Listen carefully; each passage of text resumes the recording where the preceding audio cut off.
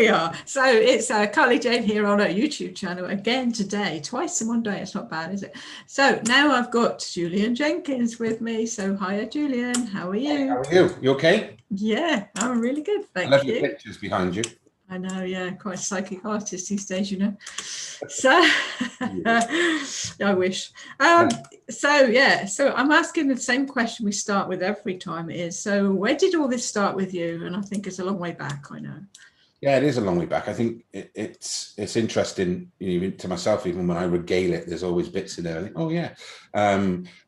As a child, I was having some, really interesting experiences from the age of 5. And I always try and quantify that because I think not many of us can actually remember, especially as we get older into these twilight years, what we were doing at 5. So it might have been 4, it might have been 6, but let's just say 5 for the case of it. And I started having spiritual experiences then, and it sort of bore out of there, and then sort of questioning the status quo freely from day one, that little bit of an awakening, and then sort of life gets in the way and you meander through your journey up until the present day. So I started as a young child having lots of spiritual experiences, going to churches, spiritual churches, 16, 18, 19, then leaving it a little bit and then going back into church and doing all these things. And right up until today of 48 really. But I think, we'll probably discuss it a little bit later, but there's certain, I think, milestones in my life where there was a change, a pivot on certain ways of seeing things or doing things. And I think sometimes, although, my story is probably similar to a lot of people, I believe that, some of my ideology and the way I like to do things is a little bit different. And it's not different for the sake of being different. It's just, I think that, I've started to sort of shape how I see spirituality and how I see spiritualism, in terms of it being a collective that is your life, rather than mediumship is something you sit down and give somebody a reading for. Mediumship's much bigger than that. And when you encompass that into your life, you have your physical I say human beings. We're always taught to be humans and not taught to be beings. But when we bring the human being together, that you have this ability to have the best of both worlds. And my journey, having many milestones from the age of 5 really has got me to where I am today. Yeah. So you were a footballer years ago, wasn't it? I was many years ago, yeah. So I played football. So I often joke about it because of the way I was in terms of my spirituality. I was always a bit of a weird kid, I suppose, because I could sense and feel things and had this sensitivity more than anybody else. So I was a bit more risk adverse. I grew up on a very, one of the poorest and largest council estates in Europe. So it was a rough place to be, albeit that I loved it, and it was where I was born, and that's part of my journey and what grounded me. But being a really sensitive kid in an area that would have riots in the summer and all of these sort of things was difficult for me in many ways.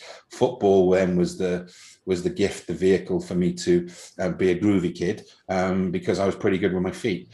And of course, everyone played football in the playground or in the street or wherever it was. So I played football up until 1920, when I had a really bad injury.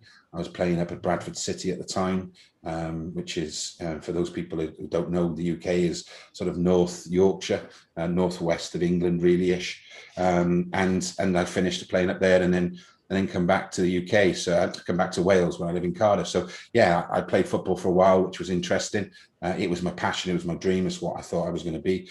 But how sometimes a twist of fate can change those things. Yes. But what was the twist of fate? What happened? It's a bad injury. I smashed my knee to pieces. And, funny enough, I've just the last couple of days, I've had the letter through for me to go to have my final operation nearly 30 years on, to have a metal plate removed from my knee. So, it was a really bad injury that then brought me back to Cardiff. So, would I have been, should I have been? Who knows? But my journey would have certainly been different. So maybe this is where I'm meant to be. Yeah. So just for those who don't know, I met Julian when I had a bit of a wobble about 18 months ago now, really, after my dad was diagnosed with his cancer. And Julian's got Udemy courses. So I found him just looking at Udemy courses. So how many Udemy courses have you done now then, Julian? I think I'm on 27. I'm actually filming 28, and I've started filming 29.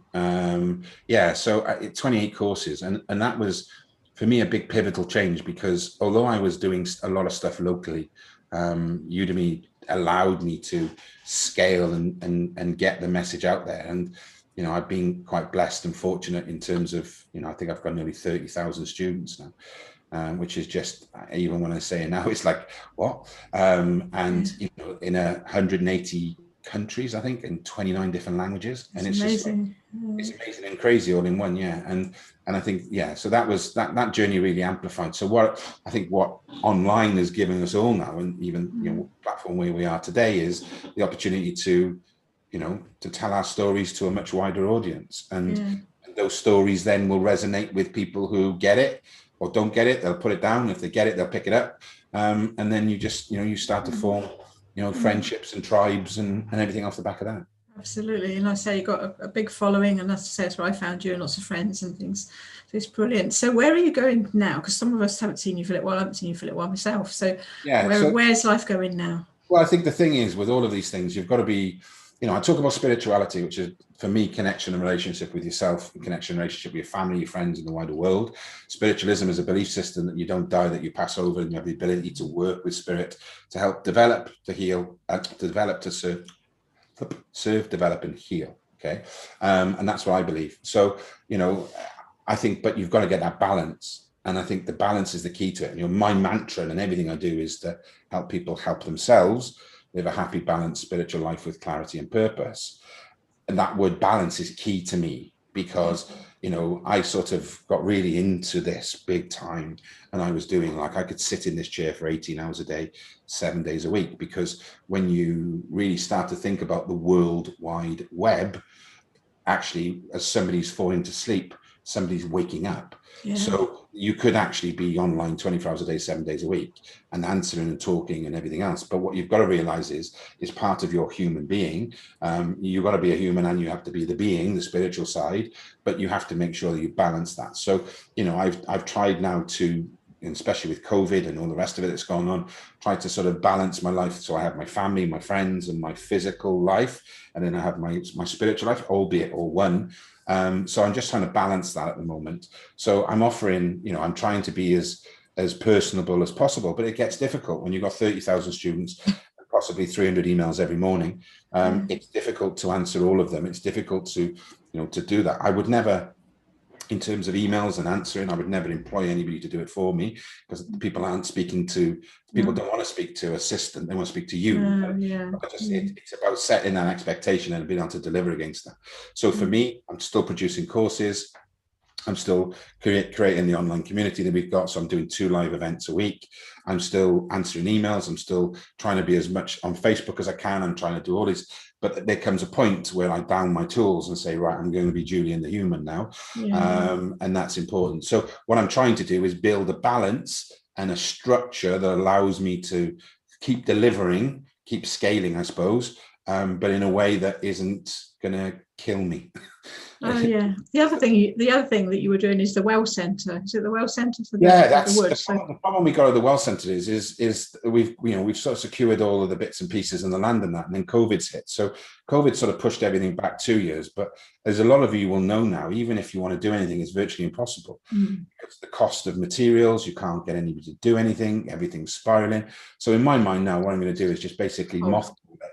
For 2 years, and just keep it and just wait for it to be the right time. And the idea is to create a space for people to be able to come and be a human being, and enjoy themselves with like-minded people in a spiritual space. That's the idea, and long and short of it. And it'll come, and it will definitely happen. Yeah. But I just think that at the moment there's so much energy doing other things and sort of moving and congealing it around the way. Everything has to sort of hold a moment. Obviously it's difficult because there's costs and you've got to do all these things, and it's still there and still, but I think you've just got to be pragmatic in terms of how the world has changed and what the world is offering today.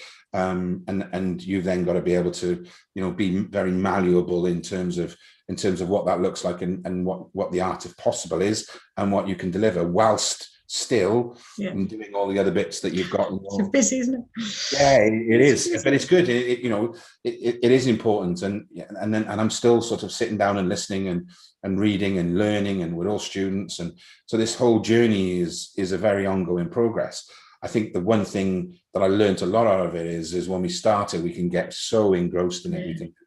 we can really burn ourselves out. And I think one thing we really need to look at is spiritual self-care for ourselves, because, you know, we, as empaths, we always put ourselves to the back of the queue, and we're always trying to help others, and we, you know, we do all of those things, and we have to think about us and our time and what we're doing and how we're doing that. So the long and short of it is, I'm going to try and keep, you know, spreading my story and my message and my values and vision to spirituality and spiritualism, but I need to do it in a much more balanced and constructed way, so that I'm not sat in this chair for 18 hours a day with a bad back, burning yourself out, because it does, you know, that's what you can do, and then you're no good to anybody. So it's all about balance and delivery, really. Yeah. Any other messages for anybody else watching? I think, look, I think keep being yourself. I think, you know, one of the things that, you know, we talked off before we started recording was, you know, the need to tell your story, be yourself, and follow your path with the gifts that you've got, and trust and believe in what you potentially can do, and realize that, you know, as I said before, I think I've been teaching online now and building this base for nearly 4 years. And we're getting to that point with some of these people now where they're ready to fly the nest. Yeah. I think I need to sort of structure and build something now that helps them to do that. But you know, for me, 2021, I always said was going to be the year of change and transition and awakening. And I think that is happening more and more every day. And what we need people out there to share their experiences, to share their journeys, to share their values and their vision, and to share their learnings, because, you know, when we know a lot of people, you know, sort of have this wrong preconceived idea that a spiritual awakening is a wonderful thing. I can tell you on times it's not, and it's very difficult, it's very lonely, it's very, you know, all of these things. And we've all had periods in our life where we're just thinking, what is going on? Nobody gets me, nobody understands me, I can't talk to anybody because they might think I'm nuts. And all of these things, and it can become very lonely. One of the main reasons why I wanted to do what I was doing was thinking back in my life between 18 and 35, maybe. There was nothing for me. There was no resources. It was a very lonely journey, and I don't want anyone to go through that. Unfortunately, I lost a few friends over the last couple of years who have committed suicide and done that. And, you know, the resounding message is that they felt as if they didn't have a purpose, and they felt as if they were very lonely. So my message is to people is, you know, you're not on your own. There's always somebody to talk to. There's always somebody who will help you. But also those people who are guiding lights need to be there to, you know, for you to have your lights turned on for when people walk past and need a chat. So, you know, for me, I think the message is believe in yourself, trust yourself, work on your story, write down your story, and think of all the things that have happened to you, have happened for you, and how you can use those gifts then to help other people who may have been through similar situations to yourself, because your imperfect story is perfect to somebody, and that somebody will resonate with. So the message is simple: keep being you, keep believing in yourself, you know, and be love and give love, I suppose. Oh, that's lovely. So any last things, because that's wonderful. I think we'll end on that note, unless you've got for me, I think you're sort of a bit of an epitome of that, really, is in terms of somebody that we had, you know, conversations before. And I know, you know, I remember phoning you up because you know, it was a tough time for you, and just taking those moments. And I always tell the story, really, that when I started this going back many years ago, and I was doing you know, similar things to what you're doing in terms of video and podcasts and all of these things, and I asked a very experienced medium in America if he would come on the show, and basically his agency came back and said, how many followers have you got? And I explained to them, and they said, no, when you've got some more followers, come back and we'll come on. And I always think about that, because, you know, even if he wanted to come on now, and I had the biggest podcast in the world, I wouldn't let him. If I wasn't good enough then, I'm not good enough now. And I think we all have to remember who we are, and we be humble, and we do those things. So, you know, for you to get out and do this and ask me was was an honor and a privilege, and I'm really glad I do. And I'll always be there for those people who I know are trying to do whatever they're trying to do, whether I've got 30,000 students or 5 students. To me, it doesn't matter. You know, I jokingly wrote back to the agency, and not saying I'm Jesus Christ, but, you know, if you take that belief system, Jesus only had 11, 12 followers. And he did all right. So don't worry about it. So you know, it's about that. It's about being nice, about being honorable, it's about getting out there, it's about being your best self.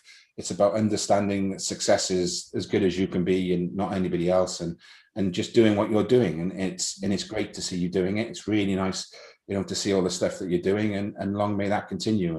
And I hope that, people watching these sort of things, if they're sat there thinking, can I, can't I, that these couple of these words have inspired people to go, yes, come on and speak to Carly. Come on and speak to Carly, and see where you go with it. So so I think it's important, for people to compete, continue to be themselves, and well done you for doing what you've done. Thank you. So thank you very much, Julian. And pleasure. Nice to see you. Wonderful to see you. So God bless you. Take care.